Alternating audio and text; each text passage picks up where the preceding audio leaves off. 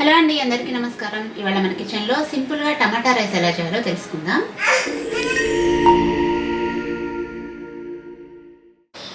ముందు ఒక ఉల్లిపాయ, 3 టమాటాలు, 3 పచ్చిమిర్చి తీసుకున్నాను. వీటిని మెత్తగా మిక్సీ పట్టుకుందాం. టమాటా ఉల్లిపాయ ఇలా మెత్తగా మిక్సీ పట్టుకున్నాం కదా. ఇప్పుడు ఒక కడాయి పెట్టుకొని నూనె పోసుకుందాం.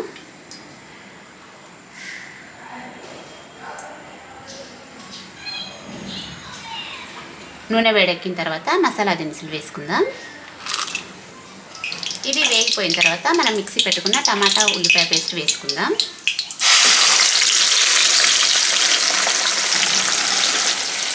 ఇప్పుడు ఇందులోనే మనం రుచికి తగినంత ఉప్పు, కారం, మసాలాలు వేసుకుందాం. రుచికి తగినంతగా ఉప్పు,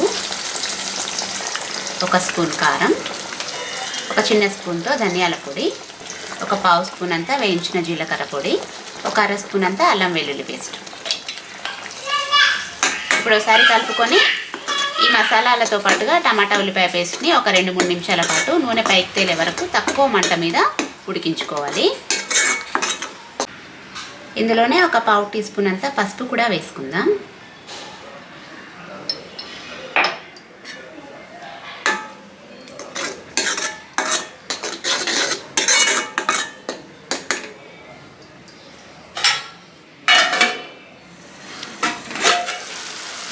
టమాటా ఉల్లిపాయ పేస్ట్ ఇలా మంచిగా మగ్గిపోయింది కదా. ఇలా నూనె పైకి తేలే వరకు మగ్గిన తర్వాత ఇప్పుడు మనం ఇందులో పొడి పొడిగా వండి పెట్టుకున్న అన్నం వేసుకుందాం.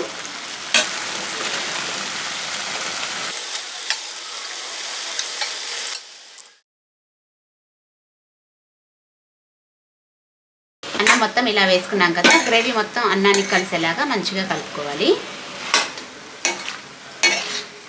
మంటను మీడియం ఫ్లేమ్లో పెట్టుకొని కలుపుకోవాలి.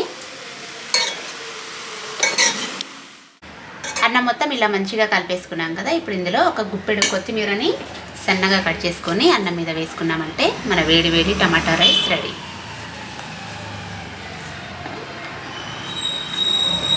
చూసారు కదా, చాలా సింపుల్గా చాలా టేస్టీగా టమాటా రైస్ను చేసుకోవచ్చు. కొత్తిమీర కూడా వేసుకొని ఒకసారి ఇలా మంచిగా కలిపేసుకున్నామంటే మన టమాటా రైస్ రెడీ. చూసారు కదా ఎంత సింపుల్గా చేసుకోవచ్చో.